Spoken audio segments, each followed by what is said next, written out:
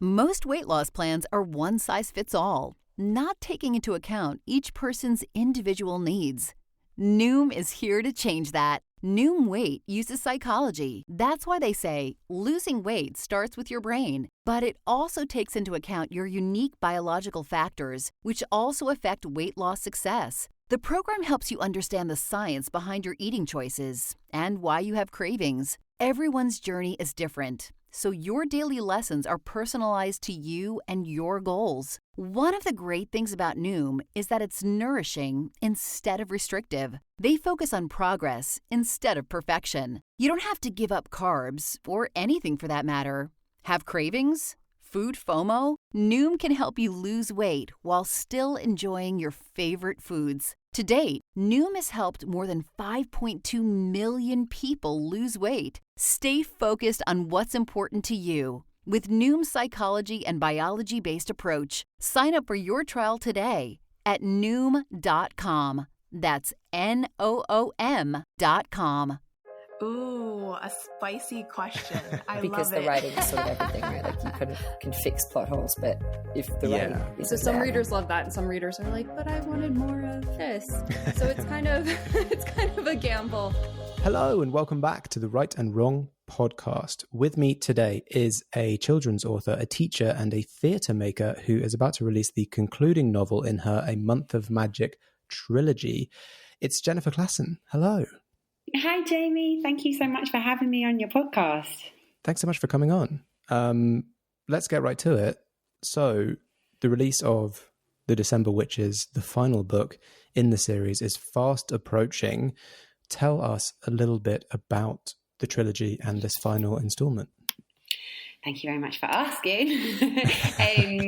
The December Witches is coming out this November, and I have never got my months so muddled up as I do now. But in the October Witches followed young witch Clemmy, who's part of the Merlin coven, and she receives her magic for 1 month a year, descends from the stars, and her family schemed all the way through October to try and keep their magic, and October saw them go up against their enemy coven, the Morgans. So it's Morgans versus Merlins, all those kind of like King Arthur vibes, Arthurian legend. And then in November, it got a bit wild. In November, Clemmy and her coven had said goodbye to their magic, and they were ready to spend the month in mourning, but actually wild, loose magic posed loads of threats to both covens. So November saw the two covens kind of coming together, finding a little bit of peace there between them. And then December sees full-blown magical chaos as all the ancient magic of their ancestors goes straight into Clemmy herself. So she is a witch who has not really sure about her witchiness, and she's a very insecure young witch. And we saw her in October kind of grapple with her power, and in November try and find her voice. And now in December, she's a poorly witch. She's just overly stuffed full of magic, and she has become accidentally the one true witch across all the covens, and she and everyone are just really struggling with that. And it's got all the good seasonal vibes. So October was very Halloween inspired, November was very bonfire night inspired. Oh, nice. And then the ending of the trilogy really happened because my amazing editor at UCLan, Hazel, really loves Christmas, and so do I. So we had to kind of round out the trilogy with like a big Christmassy. We've got a small donkey. We've got loads of snow. We've got a massive snowstorm. We've got gingerbread houses everywhere. We've got Christmas trees. Okay. It's super fun and festive. So it's still very much an adventure. And that is the end of the trilogy. People make the 12-book joke to me all the time. And the first time someone said to me, oh, it's a 12-book series, I had absolutely zero sense of humor about it. It was a bit like, no, just 3.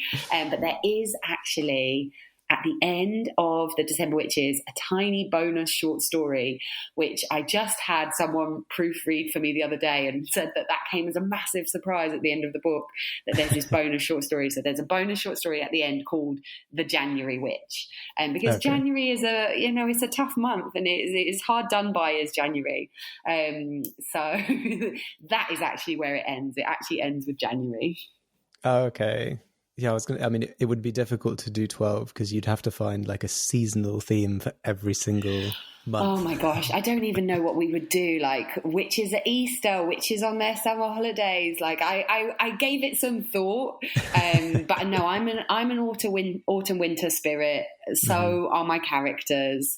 And the December Witches, I've just done my final proofread. It's gone to print as of yesterday morning.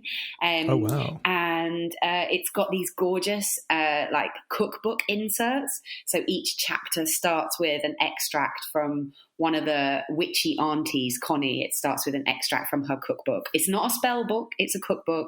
And throughout the book, you get to see her like finesse this cookie recipe. So obviously is my dream is that some young readers will be like, we made Connie's cookies. So yeah, when I'm very excited to take this book out on tour and like talk about gingerbread and how difficult it is to make quite a lot. Yeah, that's so interesting. Just for a frame of reference for anyone listening, this is going to release in November, but we are recording this in July. So that's the turnover we're looking at this book having been handed in, finished and being published physically.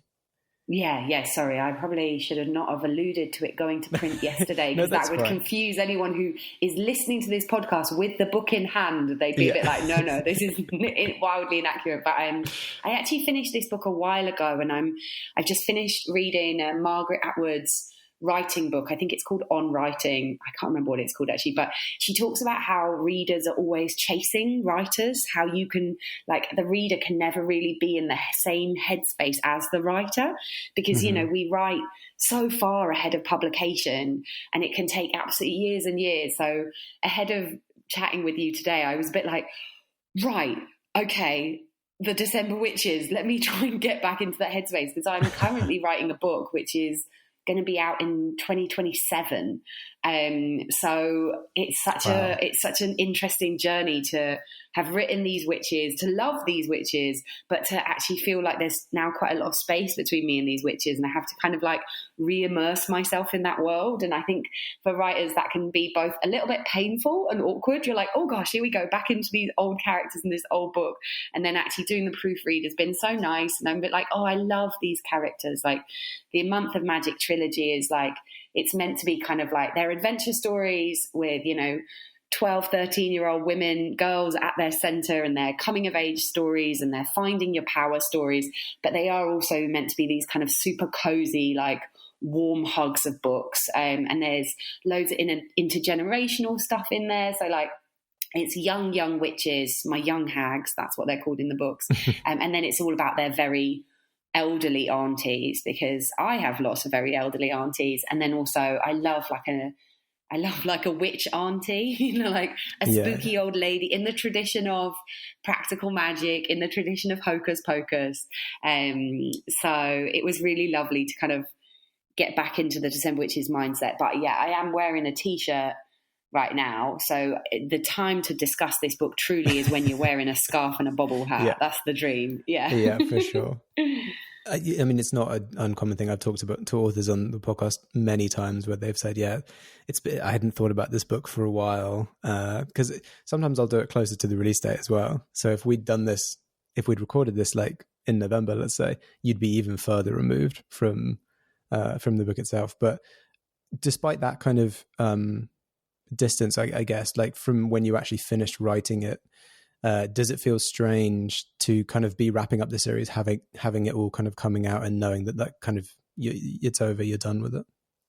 Yeah, it's really exciting to have the trilogy kind of end. I never knew it was going to be a trilogy. Like the October Witches was the first book. It wasn't called the October Witches to start with. That wasn't my title. It very much is. I love it as a title because it exactly does what it says on the tin, if that makes sense. Like when I visit schools and go on tour and stuff, I'm just like, yeah, the books are the October Witches because it's about witches in October, and it makes total sense. And that's why I really love the title The December Witches, because it's just that little bit more unexpected. Like we're definitely thinking, of like Father Christmas, and something might be out there like it, but I couldn't find anything. But my protagonist also becomes Sister Christmas, so she becomes like Sister Christmas and like gift giving and what we give to others and receive and how we share gifts and magic is like a big theme throughout the whole book.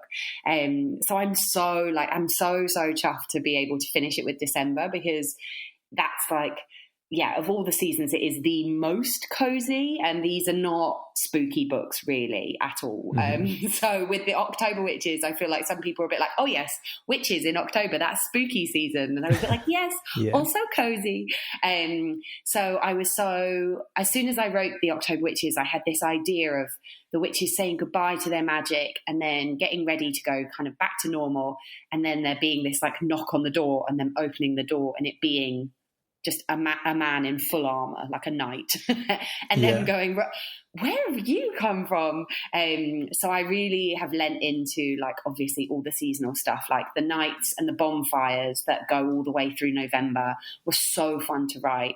But December, I don't know if I can have favourites, but I think December Witches is my favourite of the 3 books because the stakes are so high and there is so much tension, and they literally have to save the protagonists, like Clemency, Clementine, whatever her name is. They have to save her life because she's so chock full of magic, and she has to work out how she can get this magic out of her and be able to live.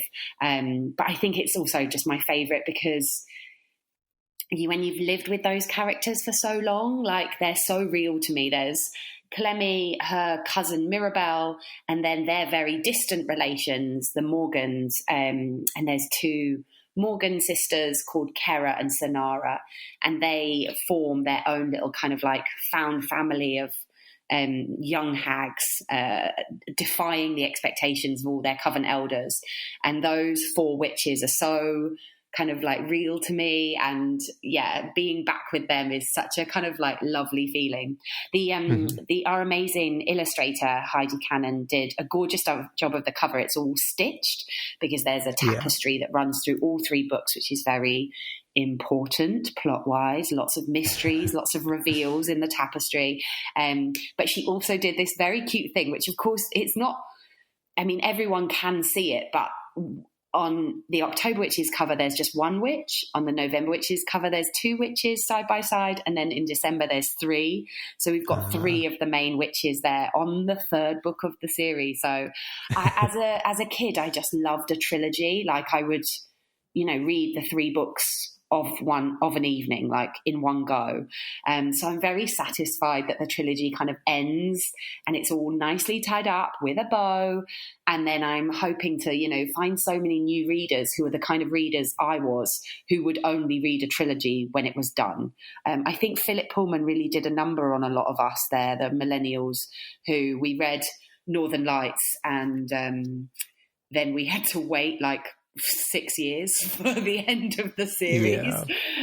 So I'm really happy to like wrap up the trilogy and then say goodbye to these witches. Well, that's good. And it's not like you sort of unexpectedly said, okay, we're just going to end it here, and then kind of tried to find a way to finish it off and maybe didn't find closure in that. I've got quite a lot of writer friends who I can see kind of struggling with the series thing, this idea of being a series writer and when you draw a line under something, like when you say goodbye to it. And with the October Witches, it was a 1-book deal. And then I was very lucky with UClan that they then kind of went immediately for another 2. But I think that level of insecurity sometimes with a series and, serialized things in general can be quite stressful, because you write a book, then you write another book, and then you're a bit like, if we've got an arc traveling through all 3 books, then when do we when do we close that down, you know? And then if you have a wonderful readership who are like, can I have more of these, please? And you want to write more of them. But then also as an author, you do want to go on to do other things. So my next series of books is very deliberately set in August, and it's got nothing to do with autumn. It's got nothing to do with this kind of magic, because otherwise I do think I could have ended up like sticking with these witches forever, and I would have had a lovely time. But I think it's good to know kind of when to let go of them and when they're off to, you know, they're literally, oh, that's a spoiler maybe, they're literally flying by the end there. So they're going to soar off into the distance. So that's interesting, was it after the October Witches came out, which is the first one, was it after it had come out that UClan then signed you on for the next two to kind of complete the trilogy, or was it before it had come out? It was just as it came out. You know what? I'm actually not really sure whether it was before or after, but it was very much around publication. Right. And I think that you maybe find that with quite a lot of small presses, that they sign one book deal. But actually with UClan, I think all of their authors, we do feel like it's a family. And Hazel kind of just like, I mean, she could rule the world so efficiently. Like she's head of our coven, and she is our leading witch, and she is so good at kind of like making things happen really, really fast. And so, yeah, she signed October, and we talked immediately about, you know, oh, November and bonfire night. And then, oh, well, if you're going to do that, then you've got to have Christmas. And then, so I was really thrilled that she would have me back to do November and December. But I think you kind of have to look at sales, I guess, from a kind of commercial point of view, and make sure that it's a viable option, because you cannot have one book that nobody wants to read and then another two that also nobody wants to read. But I feel very lucky to have found like a really lovely readership. There is a certain type of 11-year-old girl who is exactly who I was when I was a kid. And every time I meet one in a bookshop, I'm just like, oh yes, yeah, you're a witch. And they've been super lovely. So I think that hopefully everyone will be happy to have the December Witches as their Christmas read. And I'm really grateful to UClan. They're a university press, and they do so much.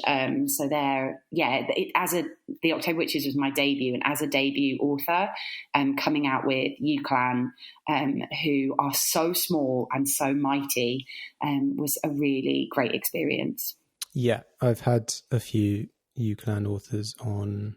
Amy McCaw has been on the podcast, and then upcoming, a good friend of mine, Melissa Welliver, is about to publish with UClan as well. Yeah, I know. She's in our little WhatsApp group of the UClan authors, and I've listened to all your previous episodes. They're really cool.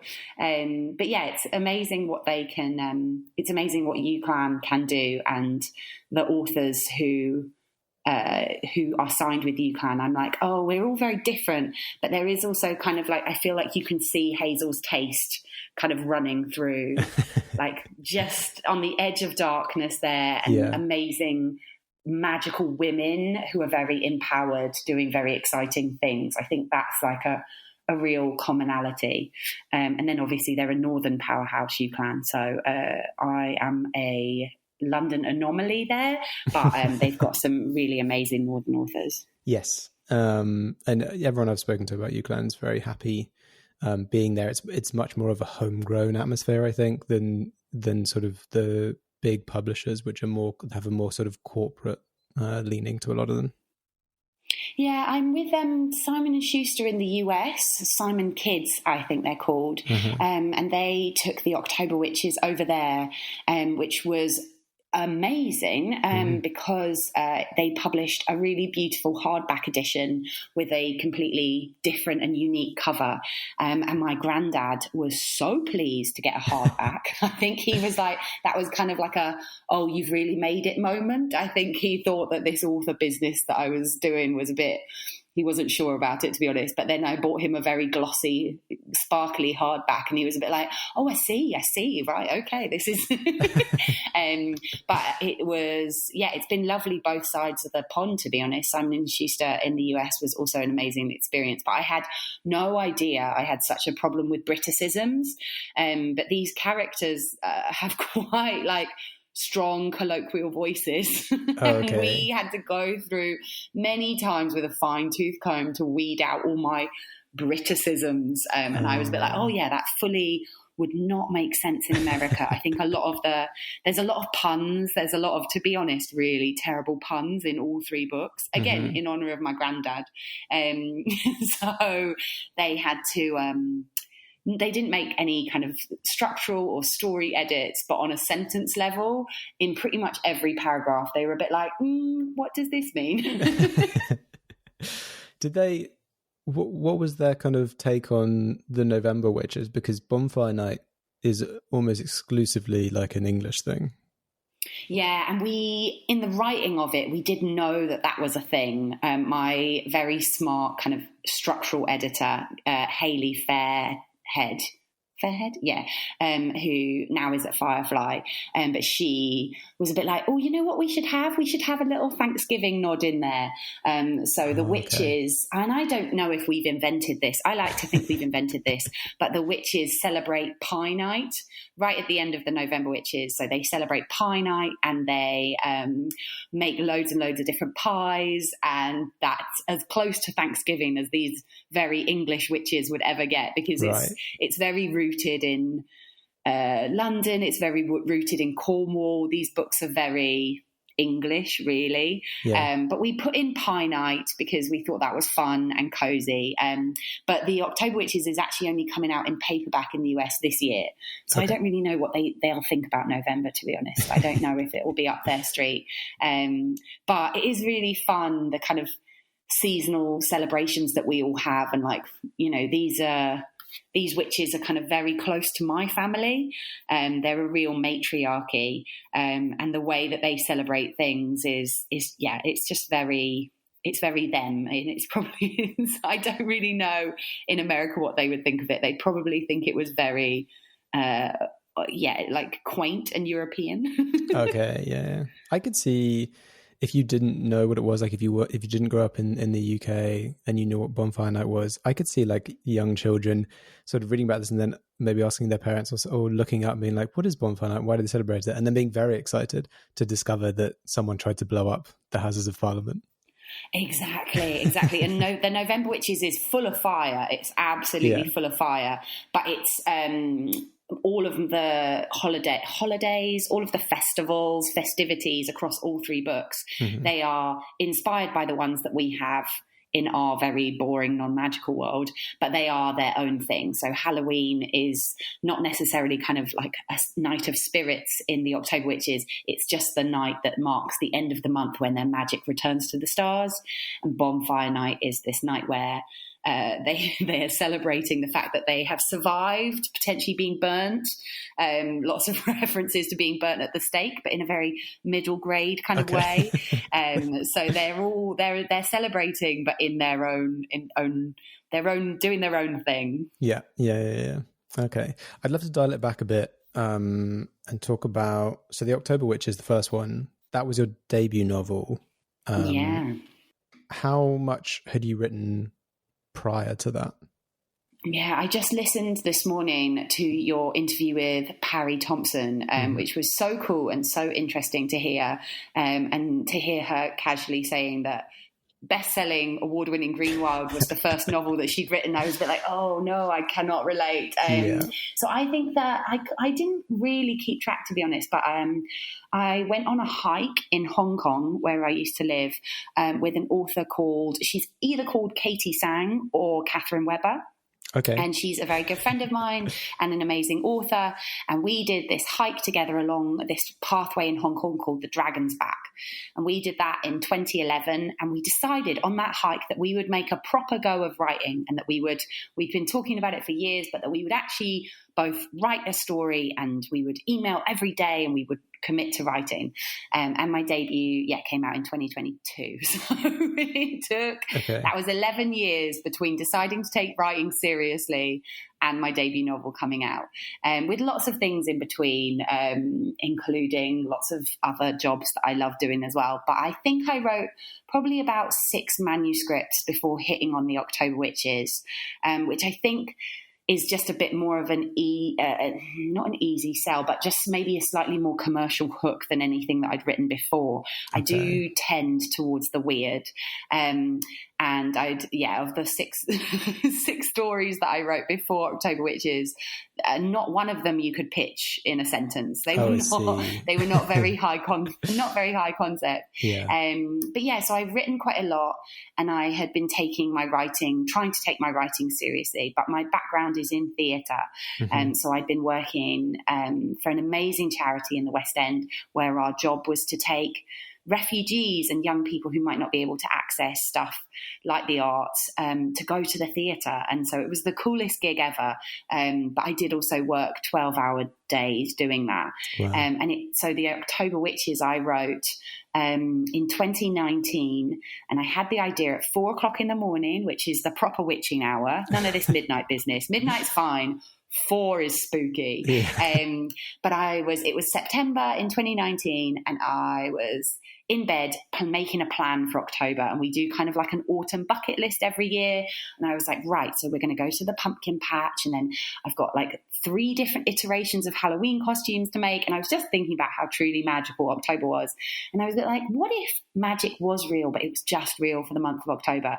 And immediately was like, right, okay, let's go.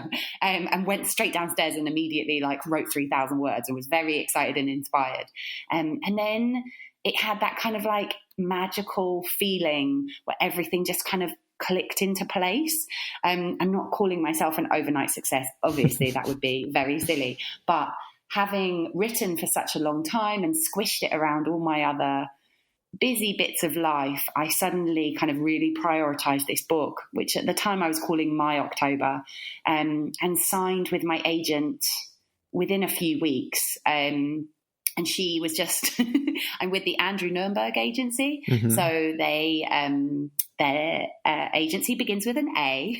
So I started at the top of the alphabet and queried them first.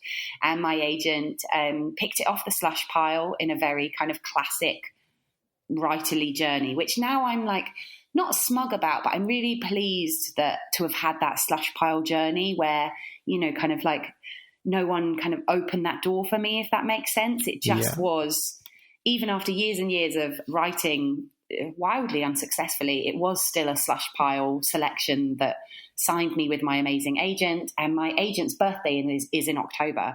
So it had this kind of like fated feeling where she was just like, yes, October is magic. And I was like, you're right, it is magic. And she loves witches and I love witches. And we're both really interested in the stories of kind of women and young women particularly, who might be either sidelined or their stories don't get told as much. And what kind of is at the heart of these books is that they are the story of kind of Merlin.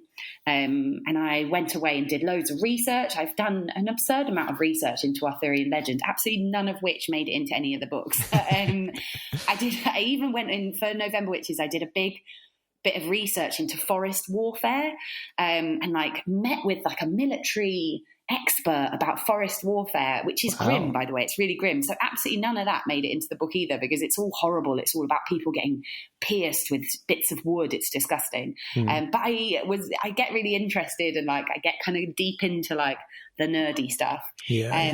But I wanted to take everything that we kind of know about Merlin, and the fact that he's old and wise and male and has a long beard, and basically took all of that stuff about Merlin and made him a 12-year-old girl instead. And at the time, there might be some more out there, but at the time of writing it, I don't think I'd ever come across a female Merlin. So I was really interested in gender swapping that. and kind of seeing what might happen, like bringing Merlin into our world and making Merlin kind of thinking about that exploration of magic as like a metaphor for power. Yeah. And in my first draft, it was a lot more about blood and periods. And it was much more obviously this kind of idea of the month. It was much more about like being 12, being 13, getting your period for the first time, it being uncomfortable. And I like to think that that's all still subtly in there, but much less explicitly in there. It's much more of like kind of power that's painful and uncomfortable, and it's young women kind of coming into themselves and growing up and finding out that they are powerful, but that there's kind of a trade-off with that power, and it's sometimes like being uncomfortable in your body. All three books are really about young women being deeply uncomfortable in their bodies. Which I think I've had some amazing reviews that have picked up on that, but I don't think that bit is necessarily for everyone. Like it's definitely in there, but that might not be immediately apparent to everyone. But I did a big school assembly to like 300 kids, and 3 girls came up to me afterwards and they were like, "It is about periods, miss, isn't it?" And I was just like, yeah. So I think that, readers find it where they're at, don't they? Like they read it through the lens of their own experience always. Yeah, exactly. And no two readers will have the same exact experience from reading any novel, I imagine. Yeah, which is so cool. Yeah, it is cool, because reading's one of those rare kind of creative things where the reader is also a participant in the creation of the story. It's their imagination is putting everything together. Whereas if you watch a movie, that's, it's you can't have any effect on it at this point. You can get a different experience from watching it because it will trigger different memories in you, but it's a crafted visual based on, what someone else has thought up and presented to you. Yeah, so true. I saw a great meme the other day. Oh yeah. Which said, like, reading's so weird when you think about it. Like, I'm just going to lay back and stare at some thinly sliced tree and hallucinate for a few hours. And I was really like, that is so true. Like, it's a book is a spell, obviously, but it's a spell that's asking you to kind of look at something that isn't even there. Like you have to conjure for yourself so magically, which is, I always love that about books, particularly that the witches in my books, I've tried to describe them in a very open-ended way so that as many people as possible can see themselves represented in these witches, because every reader is their own casting agent. Like all that you really get about these girls is that they've got curly hair and sharp chins. And I was a bit like, but I would love to, because, the characters that I read, they didn't always look like me, but I cast them in my mind, and they always looked like people I knew. I kind of stole, like, Hermione Granger when I was young and reading those. Yeah, she looked exactly like me, and actually she doesn't look a thing like me, but in my head she did. So you're right. I think, like, film and books have a different power, but books really do ask you to commit a small act of magic every time you read. This idea of this, like, hallucinating. And you get to kind of collaborate as a reader with the author. The author's kind of laid down the structure and the foundation, and you get to sort of dress it up however you want. Yeah, so cool. And that brings us to the point in the episode where I'm going to ask you to conjure up in your own imagination what it would be like to be stranded upon a desert island all by yourself. And in that scenario, if you had a single book with you, which book do you hope that it would be? Okay, so this is an absolute nightmare because, one, I would not survive a day on a desert island. Like, I'd be, especially if I didn't have an inhaler, like that would be the end of me. I wouldn't even be able to read for a little while. I'm not good on the desert islands. But I prepared for this question extremely carefully and was a bit like, right, so it's got to be long. It's got to be a long book. And ideally, it's one I've not read before. So I went through my bookshelves and I was a bit like, you know what? I've not read The Murderer's Ape from Pushkin's by, I don't know how you pronounce his name, Jakob Veglius. I'm going to say Jakob Veglius, and he's written a book called The Murderer's Ape, which I have heard is absolutely amazing. He's a Swedish writer, and The Murderer's Ape was a bestseller in Sweden and Germany, and I have wanted to read it for absolutely years, but it is massive and it hurts me to pick it up in my hands. So I was like, that's my desert island choice. And then I listened to a lot of episodes and listened to people name their favourite books and was a bit like, I don't want to take my favourite book. I probably already know it off by heart. So I don't have a good answer, but the books that had a huge impact on me as a child, and I think are always worth a reread, would be the Dark Materials trilogy by Philip Pullman. Yeah. Those were absolutely game-changing books for me. My cousin, whose name is in all of my witch books, my cousin lent me Northern Lights when I was probably about 11, and I had never read anything like it, and it blew my tiny mind, and it still does, I think. And I have a child, and she is called Lyra. So I'm very committed. I'm a committed fan, yeah. So I would probably, if I could, cheekily take all 3 books collected in a volume or a just box. bound together with sellotape. It's one book. Exactly. Just stick them together. Yeah. But then if we're doing that, I might as well be taking my whole library. But I have not reread those for quite a few years now. Okay. And I would be really curious. I think they hold up. And I watched the television show a few years ago. The new one. Yeah, the new one. I really enjoyed that too. So I would love to take all 3 of them, because that's also like a meaty book, isn't it? Like it's a lot of pages. Yeah. So that would probably be my desert island choice. But I think I was thinking very practically about it. I was like, it's got to be, we're going for length. Because there's also a world in which I'm an extremely like studious person. I would also like to take, clearly, like the entire works of Shakespeare and just like, challenge my brain a little bit while I was there. Well, that you can definitely get in one book. There's plenty of... Yeah, I have it in one book. Again, can't pick it up. Can't really pick it up. But I also think there's a lot to be said for taking a volume of poetry with you and, knowing that you probably are a bit sandy and a bit stressed. Yeah. If you take a volume of poetry, then you don't have to read too much every day. And I think also collections of short stories would be really good for that. So for adult content, I would love to take like some Claire Keegan. I'd love to take some Max Porter, and actually, like kind of then just value every single word while I'm stuck on this desert island, instead of going for like, just a purely girthy book. But basically, I don't know. And I think it's a nightmare question. And I cannot believe you ask people this on such a regular basis, because it's so stressful. Yeah. It's great. What's yours? My go-to, I mean, like a lot of people's, I think mine probably would change on a monthly basis. So I was like, I'm just going to lock a couple of answers down that will be my kind of go-to. And my go-to answers would either be The Hitchhiker's Guide to the Galaxy or a Terry Pratchett. And probably Small Gods is the one that I love the most of Terry Pratchett's. Okay, valid and respectable choices, but let's just pray that we never get stuck on a desert island anyway, because the chances of a book surviving in the water are very slim anyway. Yeah, well, I trust that you had read all of his Dark Materials books before you named your daughter after the character. Yes. You don't want to end up in I had. Was that thing where so many people named their daughter Daenerys because Game of Thrones was popular, but they hadn't read the book, the book's not even finished yet.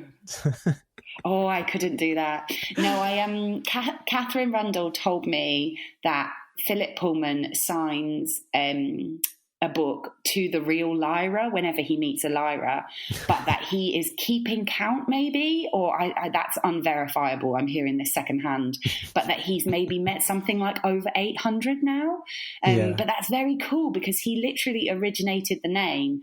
But I'm really into Greek myths and Greek mythology as well, and have a friend who has Lyraki as a name, Wow. a surname.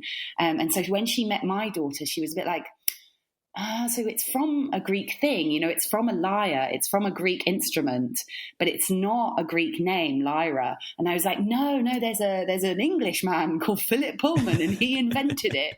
And she thought that was just really cheeky. Yeah. So it had never occurred to me before that the kind of like, not appropriation, but him taking the lyre and naming her Lyra. And then my friend, who is Greek and has never read his Dark Materials, was a bit like, well, she's a musician then, right? And I was a bit like, also no. But I mean, she's a reader of subtlety, like she's reading the machine, the thingamajiggy. Mm-hmm. Yeah. That's true. You've got to make it sound like a real name too. That's the kind of the real kind of, if someone who understands linguistics, it's like you can make a name sound alien and unusual, but making a name that's kind of new but also sounds like it should have been a name all along. That's the trick. Yeah, such a gift. Yeah, I just think it's a beautiful name, but I love that it's. Yeah, my friend was like, oh, you named her after the constellation. And I was a bit like, again, interesting. There's so many layers to this name. But I think it's a series of books I would still get a lot out of now. Yeah. There's a lot of adult if themes.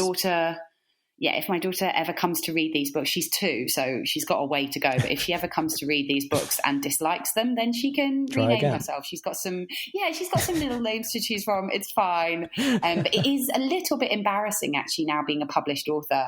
And then I introduce my children who are called Matilda and Lyra, and people are a bit like, oh, I see. You're really here for the kids lit. And I'm a bit like, yes, I am. Yeah. Because before ever being a writer, obviously I was a reader and a fan. So I know that there's a fish in the Waterstones Canterbury that is called Skandar, after nice. Annabelle Steadman's character. Yeah. And I was a bit like, when they told me that, I was like, right, new author ambition unlocked. To name a character with such a good name that someone names a fish after the character. So yeah, I know a lot of pets with literary names. I think I know, my friend has a dog called Lyra. Oh, okay. So it's a very sweet dog. Lovely. Oh, good. Yeah. Well.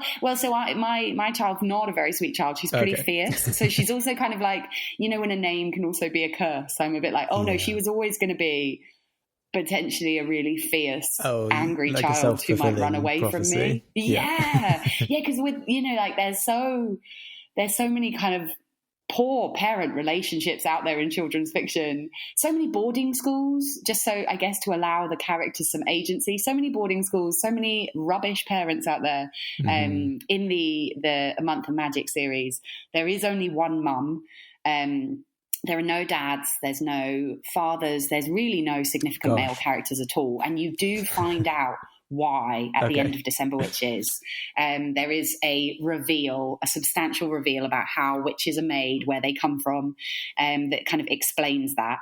But King Arthur is in there, but he's the punchline to a joke. Nice. So there's no real male characters, but and that's okay. That's okay. I was out to redress the balance after reading all of the kind of original King, the Arthurian myths. It did kind of stick with me that there were no real female characters unless they were either doing something marginally rascally or being rescued. Yes. So I felt like, we needed to redress that balance a little bit. Yes, indeed. Next up, I would love to ask you a bit about the challenges of writing for children and the kidlit market in general, but that will all be in the extended episode exclusive to my awesome Patreon subscribers. Oh, very cool. Very cool. So back again, or when I'm asked to talk about these books, I won't be like, no, but I'm writing in 2031. Yeah, exactly. Well, thank you so much, Jennifer, for coming on the podcast, telling us all about your writing and your experiences with publishing and everything that you've been up to. It's been really, really awesome and interesting chatting with you. Thank you so much, Jamie. This has been so cool. I'm so sorry for my technical difficulties, but thank you for all your really thoughtful, lovely questions. So interesting. And for anyone listening, The December Witches is coming out November 4th, I believe. The others you can find in all the usual places. And to keep up with what Jennifer is doing, you can find her online at Jennifer Claessen _ on Twitter, at Jennifer Claessen _ on Instagram. No, wait, it was in Twitter, it was just J Claessen _. And then the website as well, jenniferclaessen.com. To support the podcast, like, follow, and subscribe on your podcast platform of choice, and follow along on socials. Join the Patreon for extended episodes ad-free and a week early, and check out my other podcast, The Chosen Ones and Other Tropes. Thanks again to Jennifer, and thanks to everyone listening. We will catch you on the next episode.